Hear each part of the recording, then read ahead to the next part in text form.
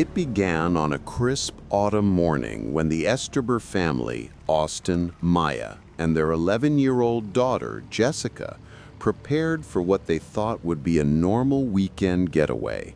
Their longtime friends, the Chester family, Noah, Emma, and their daughter Sophia, also 11, had invited them to spend a few days at their small lakeside home near the forest.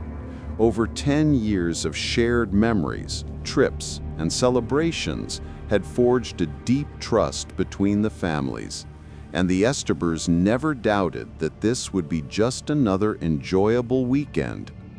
The drive was quiet at first, the road winding through dense woods and stretches of golden fields. Austin kept glancing at his watch, while Jessica hummed to herself in the back seat, occasionally asking when they would arrive.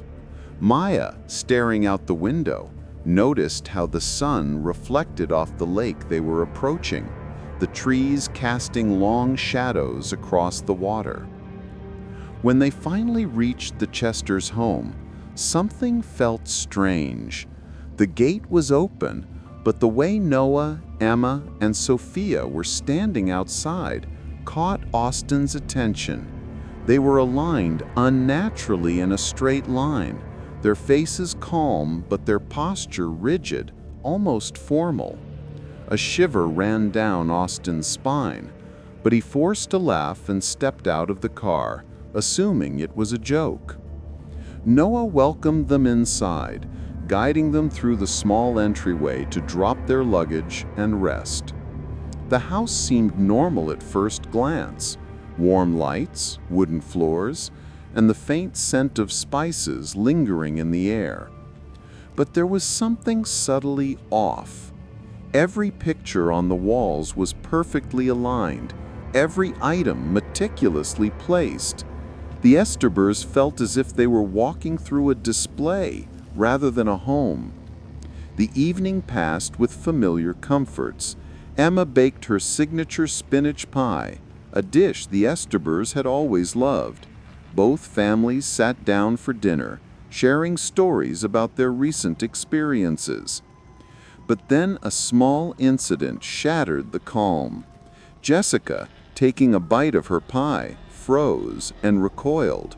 A strand of hair had been baked into the crust. Emma immediately apologized and replaced her slice. At first it seemed like a simple mistake, but when Austin and Maya examined their own portions, they found strands of hair as well. Emma, visibly anxious, explained that her health problems caused her hair to fall out.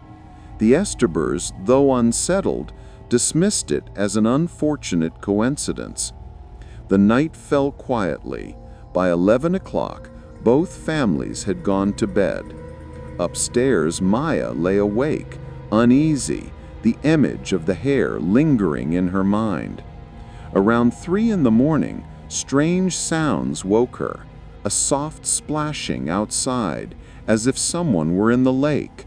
Her heart pounded. Carefully, she approached the window and looked out. There, barely visible under the moonlight, was a figure moving in the water. As soon as it noticed her gaze, it scrambled out of the lake and began running toward the house. Panic surged through Maya. She shook Austin awake, but he, groggy and skeptical, assumed she had imagined it. Austin went downstairs to check the doors. To his shock, the front door was open wide. He locked it quickly and moved to the Chester family room, where everyone appeared to be asleep. Reassured, he returned to bed. Maya, however, could not sleep. Her mind replayed the image of that figure, the way it had moved through the water with unnatural speed, and the feeling of being watched lingered in the darkness. The next day, the Estebers tried to enjoy themselves.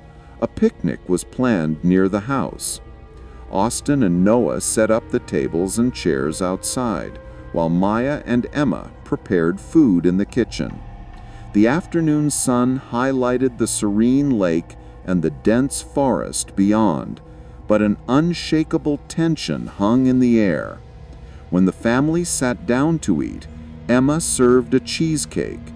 As the Estebers bit into it, they felt it again, strands of hair hidden within the dessert. Maya and Austin exchanged uneasy glances. Emma's explanations repeated, but each apology felt increasingly hollow. The small threads of unease from the previous night began to intertwine with growing dread. Something about the house, about the way the Chesters watched them, felt wrong. The meals, once comforting, now carried a hidden menace. By the third day, the Estebers were on edge. The subtle terror had become unmistakable. Hair appeared in every meal, and with each discovery, the Chester family's expressions shifted from mild embarrassment to controlled irritation. Their smiles no longer felt warm, they felt calculated, almost predatory. That night, Maya awoke once more to the sound of splashing water. Without hesitation, she slipped out of bed and ran toward the lake. The door to the outside had been left open again. On the pier, she saw a figure floating in the water. Her instinct screamed at her to retreat, but she called out, her voice trembling. She shouted Emma's name. The figure turned. It was Emma, but not the Emma she knew. Her skin was pallid, almost translucent, and her eyes were wide with a frenzied intensity. Terror gripped Maya. She ran back to the house, but at the door there was Austin. His eyes mirrored the same madness, and before she could react, he dashed past Emma into the lake. Maya rushed to Jessica's room, waking her daughter and taking her hand. They hurried down the stairs toward the exit. But Noah blocked their path in the hallway. His presence was immovable, his face revealing nothing but calm certainty. It was clear they would not leave. Noah spoke, his voice steady, carrying a weight of dark revelation.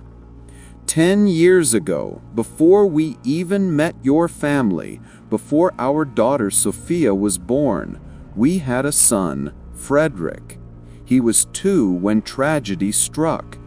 Emma was walking with him near the pier when he fell into the water. We couldn't find him, even though the lake wasn't deep.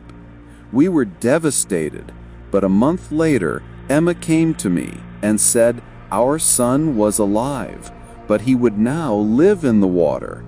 We had to give him our energy for him to survive. Frederick became a water-borne parasite. Each night we feed him because we owe him. Our hair carries him, but it's never enough. So we waited 10 years for you to become part of the family. Austin has already been claimed by the parasite. He will never live a normal life again. Each night he will run to the lake feeding Frederick. Maya realized with crushing clarity that her husband was lost to this horror. She had no choice but to comply, to consume the food that would sustain her and allow her to remain with Jessica.